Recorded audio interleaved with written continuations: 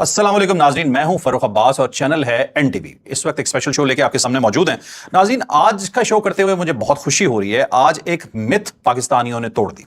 पाकिस्तान में एक ऐसा तबका था जो दूसरों के हाथों में इस्तेमाल हो रहा है और इस वक्त ज्यादातर वो यूट्यूबर्स की शक्ल में मुल्क से बाहर बैठा हुआ है। उनकी पूरी कोशिश थी कि किसी तरह से 14 अगस्त का पाकिस्तानी बायकॉट करें या कम से कम बाहर निकले ताकि एक मंजन बेचने का उन्हें मौका मिले और वो कहें कि ये देखें जी, हमने तो कहा था जी, ये तो मतलब ये नहीं है तो कुछ भी नहीं है, मतलब उनकी ख्वाहिशात पूरी नहीं है तो पाकिस्तान तो मुकम्मल ही नहीं है। हुआ इस तरह से जनाब के लाहौर को जब देखा गया तो लाहौर ने कमाल कर दिया। लिबर्टी चौक पे इतने लोग निकले, इतना बड़ा इज्तिमा था कि दुनिया देख के हैरान रह गई। उसके बाद फिर कराची को देखा गया, फिर इस्लामाबाद में देखा गया, फिर केपीके में देखा गया, फिर बलूचिस्तान में देखा गया। पूरा पाकिस्तान बाहर आया हुआ था। और पूरे पाकिस्तान से मुराद यह है पूरा पाकिस्तान। ये जो डिवीजन करने की कोशिश कर रहे थे ना, और इनकी बड़ी अरसे से कोशिश थी एक दरार डाली जाए किसी तरह से और कहा जाए कि भाई मुल्क यूनाइट नहीं है, मुल्क के अंदर वो चीज नहीं रही जो पहले थी, वो सब खत्म करके रख दिया पाकिस्तानियों ने, उड़ा कर रख दिया। अब ये एजेंडा किसका था? ये एजेंडा था पीछे भारत का। उसकी कोशिश थी कि नेशन में डिवाइड पैदा की जाए। ये एजेंडा था इस्राइल का कि अंदर से मुल्क को कमजोर करो, बाहर से तो हमने हमला करके देख लिया, हम कुछ नहीं कर पाए, अब अंदर से किसी तरह से डिवाइड को बढ़ाया जाए और किसी तरह से एक ऐसी चीज हम शो करने में कामयाब हो जाए जिससे ये लगे जी कि पाकिस्तानी यूनाइट नहीं है। लेकिन जो तकरीबात हुई, जो लोगों को हमने सड़कों पे देखा, उसने कमाल कर दिया। मैं आज स्टूडियो से आने की कोशिश कर रहा था तो लिटरली मुझे घंटों के हिसाब से टाइम लग गया क्योंकि इतने लोग दरमियान में थे। अब जारी बात है कि एक दफा वक्ती तौर पे बंदे को गुस्सा भी आ जाता है कि सड़कें ब्लॉक हैं, लोग दरमियान में डांस कर रहे हैं, नाच रहे हैं, लेकिन जब पाकिस्तान का झंडा मैं उनके हाथ में देखता था ना तो सारा गुस्सा वहीं ठंडा हो जाता था और मैं हंस पड़ता था कि यार कर लो यार, कोई नहीं, खैर हम थोड़ा सा लेट पहुंच जाते हैं, कोई प्रॉब्लम नहीं है।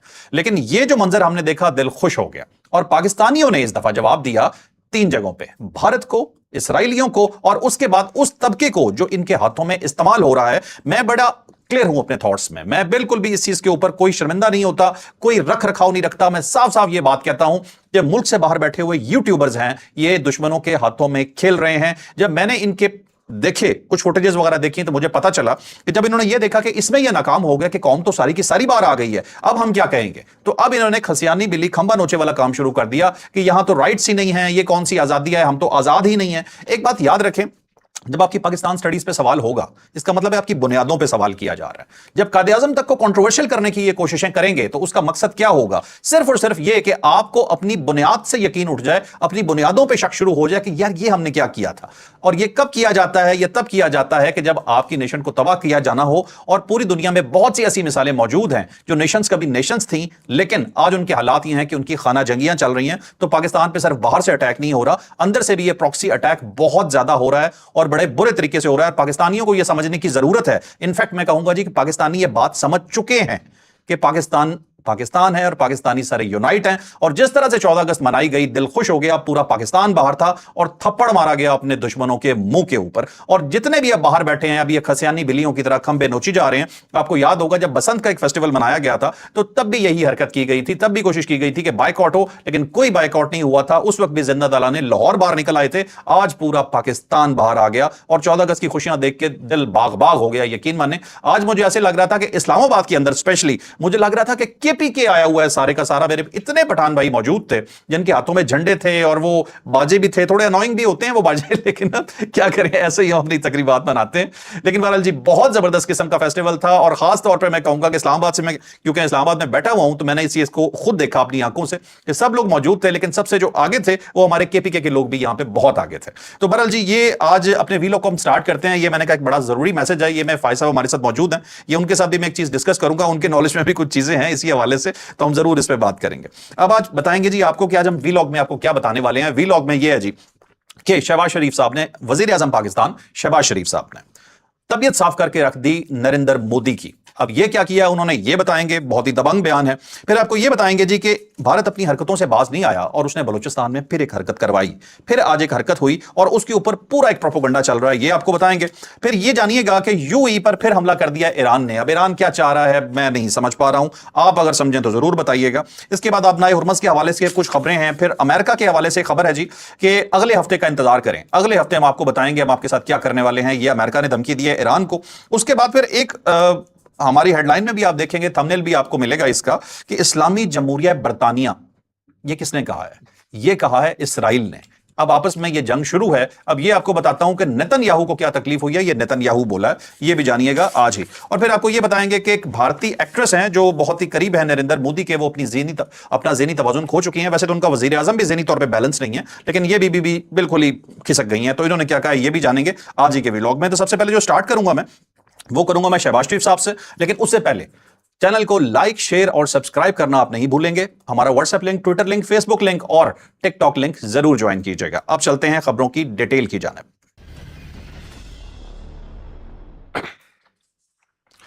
तो पहली खबर है जी, शहबाज शरीफ साहब की आजादी की तकरीब से खिताब करते हुए उन्होंने कहा कि पाकिस्तान की एक पानी की बूंद भी हमारे लिए रेड लाइन है। भारत राह रास्त पर ना आया तो बराह रास्त जवाब दिया जाएगा। हम जंग नहीं, अमन चाहते हैं। ठीक है, ये भी उन्होंने साथ कहा, लेकिन उन्होंने साथ ये भी बता दिया कि ये जो सिंताज मुआहिदा आपने वन साइडेड मुअत्तल किया है, एक ही साइड पे, ये नाकाबिले कबूल है, क्योंकि आप जानते हैं कि इसके अंदर गारंटर्स भी थे, वर्ल्ड बैंक था जिसकी गारंटी थी। ये वन साइडेड मुअत्तल हो ही नहीं सकता था, इसीलिए इंटरनेशनल अदालत में ये अपना केस भी हार चुके हैं। लेकिन क्योंकि ढीठ हैं, क्योंकि इन्होंने पाकिस्तान की नफरत में, मुसलमानों की नफरत में वोट लिया हुआ है, तो ये अपनी हरकतों से बाज नहीं आता नरेंद्र मोदी जो है। लेकिन बहरहाल शहबाज शरीफ साहब की तरफ से बहुत ही स्ट्रेट पैगाम गया और साफ कहा गया कि एक भी पानी की बूंद रुकी तो हम आपको छोड़ेंगे नहीं, और बराह रास्त जवाब होगा। बराह रास्त जवाब का मतलब यह है कि फिर पाकिस्तान हमला कर देगा।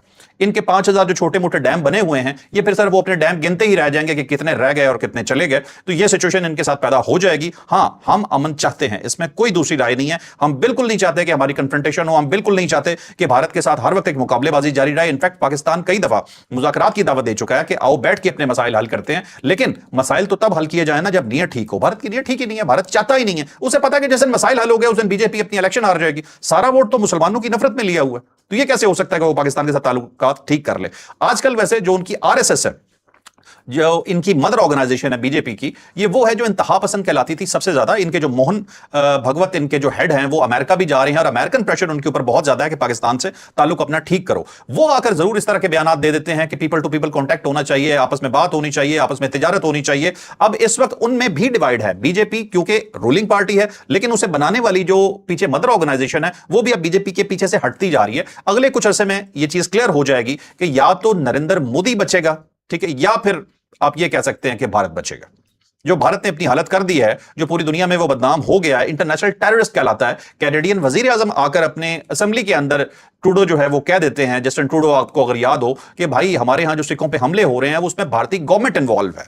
ठीक है, इनके वजीर खारजा इतने बदतमीज हो जाते हैं कि पूरी दुनिया से ये बात करते हुए ये भूल जाते हैं कि भाई आप खुद हैं कौन। आप एक जमाने में ये कहा करते थे हम तो बड़ी सॉफ्ट नेशन है, हम तो बड़ी लिबरल नेशन है। इन्होंने वो कॉन्सेप्ट ही चेंज करके रख दिया कि नहीं भाई हम तो बड़ी बदतमीज नेशन है। बहरहाल अब रूलिंग पार्टी जो होती है वही शक्ल होती है पूरी दुनिया में अपने मुल्क की। तो ये बीजेपी ने जो अपनी शक्ल दिखाई है तो भारत से पूरी दुनिया नफरत कर रही है। आपको अगली खबर बताएंगे जी पेट्रोलियम लेवी की, लेकिन यह खबर मैं आपको एंड पे बताऊंगा। ये मैं आपको अभी नहीं बताऊंगा कि आपसे मुझसे कितने पैसे लिए गए। फिर आपको बताते हैं जी कि बलूचिस्तान के हवाले से खबर है, मस्तूंग में वजीर दाखिला जिया लांगू के स्क्वाड पे फायरिंग हुई है। बेसिकली ये कल्लात से कोयटा जा रहे थे तकरीब के बाद, और 6 सिक्योरिटी एहलकार जो हैं वो यहां पे जख्मी हो गए हैं, और भारत इसके ऊपर बहुत हैवी प्रोपोगंडा कर रहा है। और वो कह रहा है जी कि ये तो अपने लोगों को सिक्योरिटी नहीं फराम कर सक रहा है, ये तो अपने वज़रा को सिक्योरिटी नहीं फराम कर सक रहा है। अब आप ये समझ जाएं कि जब आपका कोई नुकसान हो तो जो आपका दुश्मन है वो उस पर सबसे ज्यादा खुश होगा, और उसका जो फुटप्रिंट है बलूचिस्तान के अंदर वो कौन है, अगर आप गौर करें तो वो है बीएलए। ये बहुत सीधा सीधा मामला है जिसके ऊपर अब जब पाकिस्तान ने पिछले दिनों भी कार्रवाइयां की और जब दहशतगर्द मारे जाते हैं तो फौरी तौर पे जाली प्रोपोगंडा शुरू हो जाता है कि बच्चों को मार दिया, खवातीन को मार दिया, और फौरी तौर पे पाकिस्तान को बदनाम करने की कोशिशें शुरू हो जाती हैं। और इसके पीछे कौन होता है? इसके पीछे यकीनन भारत होता है और इसराइल होता है, और आगे उनके जो फुट सोल्जर्स हैं वो कौन है? वो बीएलए वाले हैं। और नाम क्या है जी? बलोचों का लेते हैं, और उसके आगे असल मसला क्या होता है? पाकिस्तान में दहशतगर्दी करना, ये उनका मकसद होता है। लेकिन असल जो बेचा जाता है मामला, वो इंसानी हकूक के नाम पे बेचा जाता है, जिसपे कोई इंसानी हकूक शामिल नहीं है। 18वीं तरमीम के बाद सूबों को बहुत पैसा मिलता है, उनकी डेवलपमेंट अगर नहीं हो रही तो उन सूबों को अपने गिरेबान में भी थोड़ा सा झांकना होगा कि आपने तो सब कुछ अपने सरदारों के पीछे गवाया है। आज सरदार से पूछते हैं तो सरदार इल्जाम लगाता है वफाक के ऊपर। आपने कभी पूछा कि सरदार आपके लिए क्या करके जा रहा है या उसने क्या किया है? बहुत से अच्छे सरदार भी मौजूद हैं, बहुत से अच्छे लोग भी वहां मौजूद हैं, लेकिन ये बीएलए से कुछ लोग जो डरते हैं और कुछ लोग जो इनके साथ हैं, इन्हें जरूर स्टेट भी देखें, और लोगों को भी चाहिए कि इन लोगों की तरफ देखें कि ये आपके मुल्क के साथ और आपके साथ क्या कर रहे हैं। अगर बाकी मुल्क आगे जा रहा है और आपके सूबे के पास पैसा होने के बावजूद आपका सूबा आगे नहीं बढ़ पा रहा, कहीं तरक्याती काम होता है तो उसे तबाह कर दिया जाता है, तो ये कौन कर रहा है और ये किसकी मंशा है और उसमें किसका फायदा है, ये जरूर देखिएगा। आपको याद होगा जी, ये एक BYC हुआ करती थी, आजकल जरा इनका जोर कम हुआ है। ये महारंग लांगू साहिबा जो थी, ये 67% इनके नंबर्स थे FSC में और ये उस पर डॉक्टर बन गई थी। और गिला फिर भी स्टेट ऑफ पाकिस्तान के साथ था कि आपने हमें दिया कुछ नहीं है। कभी पंजाब में, सिंध में, KPK में जाके या बाकी पूरे पाकिस्तान में देखिए, कभी इतने % वाले को मेडिकल में एडमिशन भी मिलता है। यहां का नौजवान एड़ियां रगड़ता है, मेहनत करता है, दिन रात काम करता है, दिन रात पढ़ता है, फिर जाके उसके एडमिशन होते हैं। 90% पे लोगों को एडमिशन नहीं मिल रहे होते, तो आपको क्या इससे ज्यादा हकूक चाहिए। बहरहाल जी, आप चलते हैं जी अगली स्टोरी पे, वो है जी UAE के हवाले से।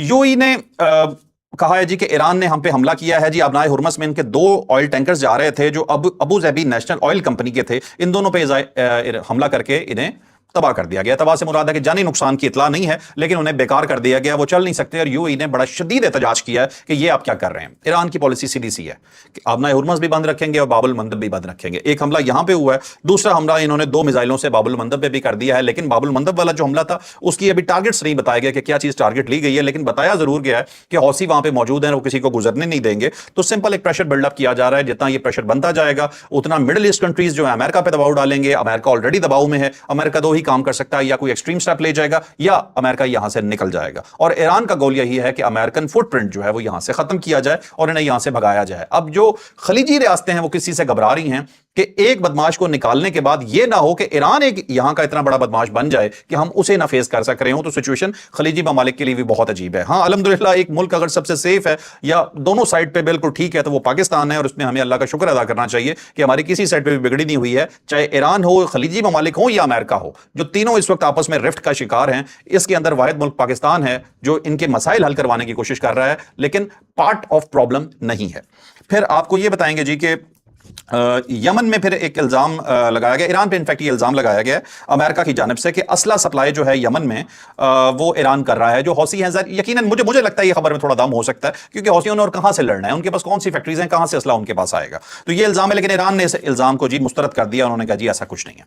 फिर अब आपको देता हूं जी अमेरिकन न्यूज ये है जी, वजीर खजाना स्कॉट बेंसेट जो है उन्होंने बड़ा खतरनाक बयान दिया। उन्होंने कहा अगले हफ्ते का इंतजार करें, हम देखें ईरान के साथ क्या करते हैं। ये मौशी पाबंदियां लगाने की बात कर रहे हैं। वो कह रहे हैं बाबुल मंदब जो अबनाए हुर्मस है वो तो कह रहे हैं कि हमने ब्लॉकेट किया हुआ है, वो तो बंद रहेगा इनका, ठीक है। और मजीद इकदाम किए जा रहे हैं, और ऐसे इकदाम कभी नहीं देखे होंगे आपने, ये बात की जा रही है। उसके बाद फिर JD वैंस ने गिला दिया ईरानियों के हवाले से। उन्होंने कहा है जी कि ईरानी बाज औकात वो वादे करते हैं जिन्हें वो पूरा नहीं करते। और अब ये समझ नहीं आ रही कि चलो JD वैंस का तो एक गिला, इन्होंने तो इनके साथ मुज़ाकरात भी किए थे, ये फिर भी हाथ थोड़ा सा हल्का रखते हैं। लेकिन अभी ये जो मुआशी तन्हाई का शिकार करने का ईरान का इरादा रखते हैं, तो ये मेरे लिए एक क्वेश्चन है बड़ा। ईरान ने गुर्बत में जीना सीखा हुआ है, लेकिन इस दफा अमेरिका बहुत कॉन्फिडेंट है। वो कह रहा है कि अगले हफ्ते मजीद ऐलानात करेंगे, और अब देखें क्या होता है ईरान के साथ। तो ये जरूर एक ऐसी चीज है जिसे हम देखेंगे और उसके ऊपर बात भी करेंगे कि ऐसा क्या बड़ा अमेरिका करने जा रहा है। पीट एक्सेट है इनके वजीर जंग अमेरिका के, वो कहते हैं बहरी नाकाबंदी गैर मुइना मुद्दत तक बरकरार रहेगी। ये बात है जी। अब मैं इसके अलावा मेरे पास खबरें अभी 3 और मौजूद हैं, लेकिन मैं ये चाहता हूं कि पहले मैं जरा फाइज को दरमियान में शामिल करूं। बहुत देर से फाइज वेट कर रहे हैं, फाइज से जानते हैं उनके पास क्या खबरें हैं, फिर आपको जरा बताते हैं कि ये इस्लामी जमहूरिया बरतानिया क्या है, ये इसराइल क्यों गले पड़ गया है बरतानिया के। तो फाइज कैसे हैं आप? ठीक है, अस्सलाम वालेकुम, अल्लाह का शुक्र, बिल्कुल ठीक ठाक। अच्छा, एक चीज मुझे सबसे पहले ये बताइए, हमने बिल्कुल स्टार्ट में एक जिक्र किया था, मैंने सड़कों पे आई विटनेस हूं, मैं खुद भी देख के आ रहा हूं आते हुए, आपसे फोन पे भी बात हो रही थी कि यार फंस गया हूं, चारों तरफ लोग ही लोग हैं, ठीक है। तो आप भी बाहर निकले होंगे, आपने कुछ देखा और कुछ आपको इतलात वगैरह बता रहे थे आई हैं, आपको क्या लगा कि क्या चेंज थी इस दफा के 14 अगस्त में? कुछ नजर आया आपको? देखिए, एक चेंज तो ये था कि सेलिब्रेशन अक्रॉस पाकिस्तान बहुत अच्छे हो रहे थे, और बहुत सारे लोग बाहर निकले सड़कों पे, जो हम देख रहे थे पिछले कुछ अरसे में इतना ज्यादा नहीं होता था। लेकिन इस दफा वाकई में लगा कि बचपन में जैसे हम लोग 14 अगस्त देखते थे, उसकी सेलिब्रेशन देखा करते थे, उस तरह की सेलिब्रेशन देखने को मिली। लेकिन अच्छी चीज तो ऑफ कोर्स बहुत ज्यादा है, जैसे आपने भी डिस्कस किया कि कहा जाता था कि इंटरनली टूट चुकी है अवाम, पाकिस्तान के लिए निकलेगी नहीं, लेकिन इस तरह का कुछ भी नहीं था। हर तरफ आप जोन सा मेजर सिटी उठा लें, हर तरफ रश था, ठीक है। लेकिन एक अफसोसनाक चीज जो इसमें साथ होती है, वो कराची से एक खबर है कि जो एरियल फायरिंग, हवाई फायरिंग जो हम लोग करते हैं सेलिब्रेटरी, उसके अंदर 2 लोग हलाक हुए हैं और 94 लोग जख्मी हुए हैं। 94 जख्मी हैं और 2 हलाक हुए हैं। इसमें से 59 जो हैं वो मर्द थे, 10 खवातीन थी और 17 बच्चे थे। जो कि जख्मी हुए ये हैं सिर्फ एरियल कराची फायरिंग। सिटी ये में। सिर्फ कराची सिटी की बात कर रहे हैं। मतलब हम बेशक खुश होते हैं, ये मनाने वाला एक चीज़ है, एक सेलिब्रेशन है, लेकिन सेलिब्रेशन और बहुत सारे तरीकों से की जा सकती है। अगर आपके बहन भाई, आपके बच्चे इसी मुल्क के अंदर जिसकी आज़ादी को आप सेलिब्रेट कर रहे हैं, वो आपके जश्न से आपसे ही महफूज नहीं है, तो फिर तो ये वाकई में हकीकी आज़ादी तो ना हुई। हकीकत इतनी आजादी भी हमें नहीं चाहिए कि इतनी हम आजाद- हवाई फायरिंग देखिए, करते हैं। इसी तरह से पिछले साल जो है कराची के अंदर तब 3 लोग शहीद हुए थे, 3 लोग मारे गए थे और 100 से ज्यादा जख्मी थे। पिछले साल की सेलिब्रेशन देखें, और अगर हम न्यू ईयर की सेलिब्रेशन सिर्फ देख लें तो तब भी 28 जख्मी थे। ये यानी हवाई कि हम फायरिंग। जब भी सेलिब्रेशन कर रहे हैं, जब भी हम सेलिब्रेशन कर रहे हैं किसी भी चीज की, कोई भी जश्न मना रहे हैं, तो हमें ऐसी खबरें क्यों सुनने को मिलती हैं कि इतने जख्मी हो गए, इतने शहीद हो गए, इतनों के साथ ये हो गया, इतनी गाड़ियां टूट गई। ये क्या अजीब सा एक कॉन्सेप्ट है जो समझ नहीं आता मुझे। दूसरी चीज, अब अगर हम खबरों की तरफ आए जो हमारे पास है, मेन तो आपकी वाली जो है उसी की डिटेल है हमारे पास, जो जेडी वैंस साहब ने कहा और यूएई में जो हुआ। यूएई जो क्लेम करता है वो कहता है कि 2 सरकारी तेल कंपनी एडनॉक जो उनकी कंपनी है, उनकी 2 शिप्स के ऊपर हमला हुआ है, ड्रोन हमले हुए हैं। हलाकतें कोई नहीं हुई, लेकिन ये हुर्मुज से गुजर रही थी और इन पे हुए हैं। और उनका कहना यह है एडनॉक के अकॉर्डिंगली कि जब से जंग शुरू हुई है तो ये 15वां हमला है एडनॉक के जहाज पे। अच्छा, सिर्फ एडनॉक पे? सिर्फ एडनॉक के जहाज पे ये Okay. 15वां हमला है। Okay. यानी कि इससे पहले 14 ऐसे इंसिडेंट्स और हो चुके हैं जो कि यूएई के एडनॉक के हैं। अब दूसरी तरफ मैं एक सवाल आपके सामने रखना चाहता हूं, आपने क्योंकि जेडी वैंस की खबर भी कवर की, आपने दूसरा ही बताया कि फाइनेंशियल सैंक्शंस लगाई जाएंगे ईरान पे, तो साथ आप पूछ भी रहे थे कि ईरान क्या चाहता है इस जंग से। मैं आपसे पूछना चाहता हूं कि आपको क्या लगता है कि अमेरिका इस जंग से क्या लेना चाहता है? मुझे लगता है अमेरिका आया था 3 दिन के अंदर ये जंग जीतने के लिए, कि या जंग जीत जाऊंगा और अंदर से एक बगावत होगी, इनकी हुकूमत को पलटा Regime दूंगा, change हो जाएगी। regime change हो जाएगी, तख्ता उलट जाएगा। वो कुछ भी नहीं हो सका। और पहले हफ्ते के बाद जब उसे अंदाजा हुआ कि नहीं है, तो फिर उसकी अना सामने आनी शुरू की, मैं अमेरिका हूं, मैं कैसे मैं ये भाग जाऊं। करूंगा। लेकिन 1 महीने के बाद उसे अंदाजा हो गया कि मुझे भागना है। ठीक है, देखिए, अब ईरान भागने नहीं दे रहा। इजराइल भी ये कहता था, अमेरिका भी ये कहता था कि हम लोग मेन मकसद हमला करने का ये है कि ईरान का न्यूक्लियर ना डेवलप हो सके, वो कभी था न्यूक्लियर ही को नहीं। हम खत्म करना चाहते हैं, वो बहुत करीब पहुंच गए हैं। मेन मकसद यही बताया जाता था जंग का। अब जेडी वैंस ने, नायब सदर जेडी वैंस ने कल जो कहा है, उन्होंने कहा है कि ईरान की जंग में अमेरिका का सबसे पहला मकसद ये है कि अमेरिकियों को तेल सस्ता मिले। अच्छा। सबसे पहला मकसद ये है, ठीक है। उन्होंने, उनके अपने अल्फाज ये हैं कि गोल नंबर 1 ये है कि अमेरिकियों को तेल सस्ता मिले। ईरान से वैसे ही खरीद लेते। ठीक है, तेल और पेट्रोल अमेरिकियों को सस्ता मिले। ठीक और उनके मुताबिक ईरान का जोहरी हथियार हासिल करने से रोकना ईरान को, वो दूसरे नंबर पे है गोल। अच्छा, अब मुझे ये बताइए 2+2 ये कैसे हो रहा है कि जहां से तेल आपने लाना है आपने वही दरवाजा बंद कर दिया है, ठीक है, और आप तेल सस्ता भी करना चाह रहे हैं। ये ऐसे अपनी ये गाड़ी कौन सी पॉलिसी है? अब गाड़ी अपनी पेट्रोल पंप पे लेके जाएं, जाते ही लोगों को थप्पड़ मारना शुरू करते हैं और उसके बाद क्या पेट्रोल डालो। वो कहिए वैसे ही डाल देते हैं हम, इसमें प्रॉब्लम क्या था, मारा क्यों? मतलब इतने सालों से जो पूरा एजेंडा एक लेके चल रहे थे कि ईरान जंग जो है वो जोहरी हथियार और सारी उस पे बेस्ड है, उन्होंने अल्टीमेटली यही किया, वहां से भी यू टर्न ले लिया, बैकफुट पे आ गए। उन्होंने कहा वो तो कभी मकसद ही नहीं था, जो तेल हमें पहले सस्ता मिल रहा था उसे महंगा करके अब हम दोबारा सस्ता करवाना चाह रहे हैं। अब ना और हुर्मुज़ कोई मकसद खुली नहीं। थी, हमने बंद करवाई, अब हमने फिर खुलवानी। अब हम फिर खुलवाना चाह रहे हैं ताकि ये हो। अच्छा, हुर्मुज़ में भी ना एक नाकाबंदी यूएस के एंड से है जो ईरानियन बंदरगाहों पे हुई भी है, और ईरान जो है वो हुर्मुज़ को कंट्रोल करके बैठा हुआ है। इससे रिलेटेड जो है खबर आई थी वो ये है कि वॉशिंगटन पोस्ट ने, वैसे वॉशिंगटन ने कहा है कि इनडेफिनिट नेवल ब्लॉकेड लगाया जाएगा। इसकी धमकी दी गई है, इनडेफिनिट नेवल ब्लॉकेड पे हम करेंगे, जो पीट हेग्सेथ ने अभी कहा है कल। अच्छा, उनका था कि हमेशा जारी रखिए, हम ये नाकाबंदी हमेशा जारी रख सकते हैं क्योंकि हम जहाज बदलते रहते हैं। जो आपने कल भी एक दफा डिस्कशन में लाए थे कि जहाज वो बदलेंगे उसे, और उन्होंने साथ कहा है कि ये वॉल ऑफ स्टील है, यानी कि फौलादी दीवार है ये जो हमारे जहाज और उनकी कन्वर्जन होती रहती है। जॉर्ज वाशिंगटन निकल पड़ा है ना जी, यूएसएस जॉर्ज वाशिंगटन आएगा और अब्राहम लिंकन को वो रिप्लेस करेगा। उस पर अभी आते हैं कि उधर के हालात तो आपने कल भी बताए थे, 260 दिन से ज्यादा हो गया हुआ कि ये लोग वहीं फंसे हुए हैं और अब छलांगे मार रहे हैं उससे। अगला जहाज भी जो आएगा, अब ये देखेंगे, इसने एक्चुअली मई में इसकी तैनाती खत्म हो जानी थी, ये इन्होंने एक्सटेंड कर करके 260 दिन से ज्यादा पे ले गए हैं। अगला जहाज आता है वो भी इसी तरह अगर फंसा रहता है। अब इन्होंने पूरा स्केड्यूल डिस्टर्ब कर दिया, मई में जहाज वापस नहीं गया, अगला आया नहीं। अब वो जब यहाँ पे होगा तो ऑफ कोर्स वो भी एक्सटेंडेड टाइम के लिए होगा, अनटिल एंड अनलेस के ये दूसरा लाते हैं। तो उसके अंदर क्या हालात बनेंगे ये आपको ज्यादा बेहतर आइडिया है। अच्छा, इन्होंने जो कहा, सवाल ये है अब कि क्या ये इनडेफिनिट नाकाबंदी रह सकती है यूएस की? पैसे देने पड़ेंगे उसके। अब ये जहाज फ्री में तो नहीं खड़े रहेंगे, हर चीज में, मतलब इनका फ्यूल लगेगा, इनके फौजियों के जितने भी वहां पे अखराजात होंगे वो इन्हें देने पड़ेंगे। उसके अलावा इनका एमिनिशन लग रहा है जो इनके ऊपर हमले होंगे। उसमें देखें, सेंटकॉम के अपने मुताबिक ये है कि 10,000 से ज्यादा फौजी है इस नाकाबंदी के अंदर इनबोर्ड, 10,000 से ज्यादा फौजी, 12 से ज्यादा बहरी जहाज हैं और 100 से ज्यादा तैयारे हैं जो कि सिर्फ इन्होंने इसे ईरान की जो नेवल इधर रॉकेट deploy है किया इसके लिए डिप्लॉय किया हुआ है। ये कभी इनके प्लान में था ही नहीं ना, इनका प्लान तो 2 या 3 दिन का था कि हम सब कि खत्म हम करके आ जाएं। वापस खत्म कर देंगे। और इसराइल ऐसा शैतान है कि उसने इन्हें फंसाया है, इन्हें फंसा के खुद साइड पे जाके आराम से बैठ गया। बिल्कुल उस पे बैठा हुआ है। और दूसरी चीज, अब पेंटागन की तरफ से इन्होंने जो बजट रिक्वेस्ट की हुई है हथियारों के लिए, उसकी कुछ डिटेल्स अगर मैं आपको दे दूं तो टोमाहॉक के पैसे जो हैं इन्होंने 513% इंक्रीज किया है इस दफा रिक्वेस्ट के अंदर। टोमाहॉक मिसाइल के, टोमाहॉक मिसाइल के प्रोडक्शन के लिए जो बजट इन्हें Production चाहिए budget, 513% ज्यादा चाहिए। 513%। ओके। और दूसरी तरफ अगर आप पेट्रियट की बात करें तो 927% का अब ये इंक्रीज मांगा है। पैट्रियट वो हैं जो इंटरसेप्टर्स हैं। जो इंटरसेप्टर्स हैं, ओके। ठीक है। अब मेनली जो इसके अराउंड स्पेकुलेशन होती है वो तो यही होती है, वो कहते हैं कि ईरान जंग शुरू ही इसलिए की गई थी कि ये सारी एम्यूनेशन डिप्लीट हो जाए और दोबारा इनके ऑर्डर्स जो हैं वो रीबिल्ड होने लग जाएं। अब गल्फ को, इन सारे रीजन्स को अपनी प्रोटेक्शन के लिए दोबारा से यही चाहिए, वो दोबारा से अमेरिकन ऑर्डर प्लेस करें और वो दोबारा से प्रोड्यूस करके इन्हें प्रोवाइड करें। ठीक है, अभी तक प्रॉब्लम ये हो गया ना कि इनकी जितनी प्रोडक्शन है अमेरिका अपने आप को ही पूरा नहीं कर सक रहा, तो बाकियों को क्या देगा? बाकियों को, क्योंकि ये बहुत स्लो प्रोडक्शन है। दूसरा इसमें कहा जाता है क्योंकि इनके जो टोमाहॉक के जखीरे थे उसमें से आधे इस्तेमाल कर चुका है। ग्लोबल जखीरों की बात कर रहे हैं हम, सिर्फ गल्फ के जखीरों की बात नहीं कर रहे। टोमाहॉक के ग्लोबल जखीरे जो हैं उसमें से आधे ये कर चुके हैं कंज्यूम। और इनका सबसे लीथल मिसाइल है, ये सबसे लीथल मिसाइल है इनका। और दूसरे वॉशिंगटन पोस्ट की जो न्यूज है वो ये कहती है कि इनका MQ-9 रीपर है, ड्रोन है, जो कि आप सारी डॉक्यूमेंट्रीज में हर चीज में देखते हैं। सबसे महंगा ड्रोन है, सबसे महंगा भी $30 to $50 मिलियन इसकी वो प्रोडक्शन है एक ड्रोन की। अच्छा, और ये आपको वो नजर आता है जो हम न्यूज स्टोरीज के अंदर भी, डॉक्यूमेंट्रीज के अंदर देखते हैं ना, अनमैन्ड ड्रोन है इनका, जो अफगानिस्तान से रिलेटेड भी हम लोग देखते थे, ये वो है MQ-9। सही, MQ-9। अब वॉशिंगटन पोस्ट ये कहता है कि इस जंग के अंदर US has lost nearly 25% of it.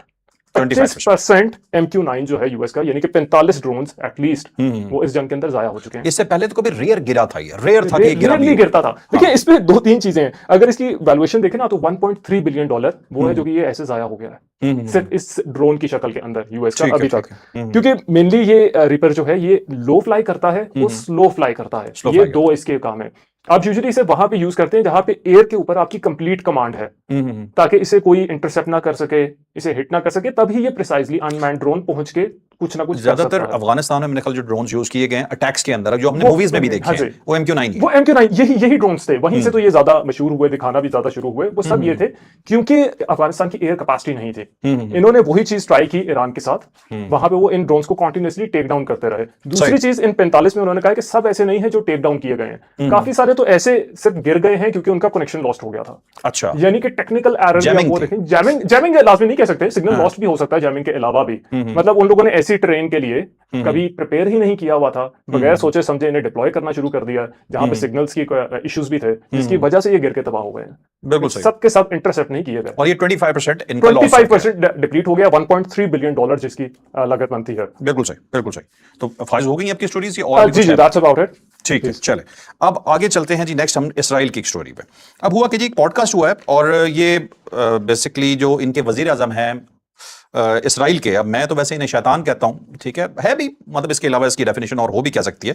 Netanyahu साहब ने एक पॉडकास्ट दिया और उस बड़ा लंबा पॉडकास्ट था। इस पॉडकास्ट के अंदर इन्होंने एक बात की, इन्होंने कहा जी कि 1967 की जो अरब और इसराइल की जो जंग हो रही थी, उसके अंदर विंस्टन चर्चिल का बेटा जो साबिक वजीर आजम थे बरतानिया के, और उनका पोता, उन्होंने बड़ी मस्बत कवरेज की थी आके और बिल्कुल साथ दिया था टोटली इसराइल का। और वो कहते हैं वो असल कवरेज थी, वो बरतानिया था जिससे हम जानते थे। अब ऐसा कुछ भी नजर नहीं आता। अब ये जो बरतानिया है ये तो इस्लामी जमहूरिया बरतानिया है। मतलब अगर आप साथ ना दो कत्लेआम का, अगर आप कहो जी कि आपको मतलब आपको वो बंदा चाहिए जो कहे कि बेकसूरों को मार रहे हो, बहुत अच्छा कर रहे हो और करो ये काम, अब पूरी दुनिया तुम्हारे खिलाफ है। यहां पे बरतानिया एक मुल्क है, एक ऐसी बड़ी डेमोक्रेसी है जिसपे इतराजात भी बहुत सारे होते हैं, लेकिन बहरहाल अब अगर इसराइल उसके मुतालिक ये कह रहा है ना, तो मेरे लिए खुशी की बात। मुझे लग रहा है वाकई कुछ अच्छा किया होगा बरतानिया ने, तभी नेतन्याहू को तकलीफ हो रही है। उसने कहा ये इस्लामी जमहूरिया बरतानिया बन चुका है, ये वो बरतानिया नहीं है जो पहले हुआ करता था, जो हमारे साथ हुआ करता था, ये तो एक इस्लामी मुल्क है। तो ये जनाब एक खबर थी इस पॉडकास्ट से मुझे दूसरे पॉडकास्ट की भी याद आई जो कल भी हमने डिस्कस किया था, प्रोफेसर जियांग का, जो कि राज शमानी को उन्होंने पॉडकास्ट में, इंडियन व्लॉगर हैं, इंडियन पॉडकास्टर हैं, सॉरी, इनका थोड़ा तारुफ करवा दें कि ये सिर्फ प्रोफेसर जियांग जो हैं ये कैनेडियन चाइनीज हैं, कैनेडियन चाइनीज हैं, येल में पढ़ते रहे हैं और इनकी प्रेडिक्शंस बड़ी मशहूर हुई। मतलब ट्रंप वाला इलेक्शन जो है, जो ट्रंप जीता है, उससे रिलेटेड इन्होंने प्रेडिक्शन दी थी। उन्होंने यूएस ईरान वॉर के बारे में प्रेडिक्शन दी थी। वो काफी सारी प्रेडिक्शंस इनकी एक्यूरेट चलती रहती हैं। बिल्कुल सही। ठीक है, ये इनका वैसे बैकग्राउंड है, तब से इनके यूट्यूब चैनल्स भी बने हुए हैं। वैसे ये टीचर हैं, इंग्लिश लिटरेचर के टीचर हैं वैसे तो ये, लेकिन ये प्रेडिक्शंस करते हैं। लेकिन प्रेडिक्शंस करते हैं, जियो पॉलिटिकल एनालिसिस करते हैं। उनका अच्छा। अपना कहना यह है कि येल में हम सुना करते थे कि जियो पॉलिटिक्स ऐसे होती है वैसे होती है, अब वैसे नहीं चल रहा, तो इसलिए I make these predictions based on data. मैंने जो पढ़ा हुआ है उसकी बेसिस पे मैं ये प्रेडिक्शंस करता हूं। उन्होंने एक बड़ी अजीब सी प्रेडिक्शन की पाकिस्तान के बारे में, बहुत ही अजीब सी बात उन्होंने की। उनसे उनके होस्ट ने पूछा कि अगर just in case nuclear war होती है, कभी भी न्यूक्लियर जंग होती है, तो कौन सा ऐसा मुल्क है which is most likely to fire the nuclear weapon first, यानी कि सबसे पहले न्यूक्लियर वेपन का इस्तेमाल कौन सा मुल्क कर सकता है। तो उन्होंने इस पे जवाब दिया, उन्होंने कहा कि वैसे तो मुझे नहीं लगता कि हमारी उम्र में या हमारे सामने कभी ऐसी जंग होगी, क्योंकि न्यूक्लियर का एक टैबू है, तो उस पर कोई इन्वॉल्व नहीं होगा। लेकिन अगर होता है तो most likely countries are India और Pakistan, and most likely Pakistan will do it. जिसकी वजह उन्होंने दी, उन्होंने कहा कि पाकिस्तान एक बहुत ही इसमें उन्होंने बल्कि जोर भी डाला, वेरी वेरी वीक नेशन, जिसके अंदर डिवाइड भी है, इनका कोई कंट्रोल सिस्टम नहीं है सेंट्रलाइज्ड। अच्छा। तो अगर इन पे प्रेशर आया तो सबसे पहले पाकिस्तान न्यूक्लियर फायर कर सकता है। तो आपका क्या ख्याल है इसके बारे में? मैं आपके इस प्रोफेसर को एक्सपोज करता हूं, चलिए बताते हैं आपको।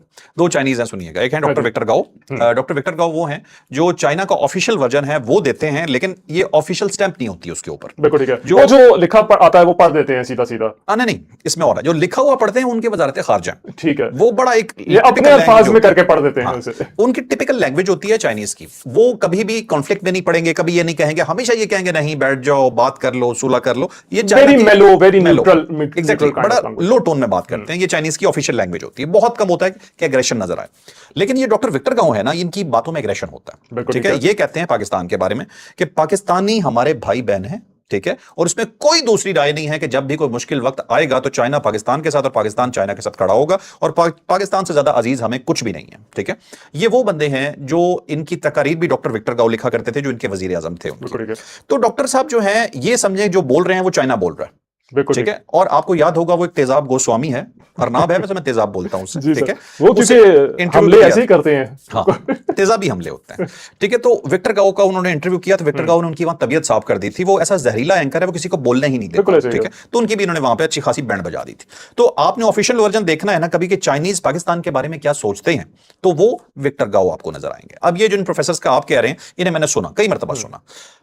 पहले मैं जरा देखता रहा, ऑब्जर्व, मतलब मैं कोई भी डिसीजन लेने में थोड़ा टाइम लेता हूं। ठीक है, पहले पूरी तरह से चेक करें, एक ही स्टोरी के ऊपर अपने डिसीजन नहीं लेने ना, वेरीफाई करें, को देखें, आगे वाले की बात सुन के पहले परसीव तो करें ना ये कहना क्या चाह रहा है। तो जिन साहब की आप बात बता रहे हैं, ये साहब चाइनीज कैनेडियन है। ठीक है, लेकिन मैं आपको ये लिख के देने को तैयार हूं, इसके पीछे या मोसाद है या इंडिया।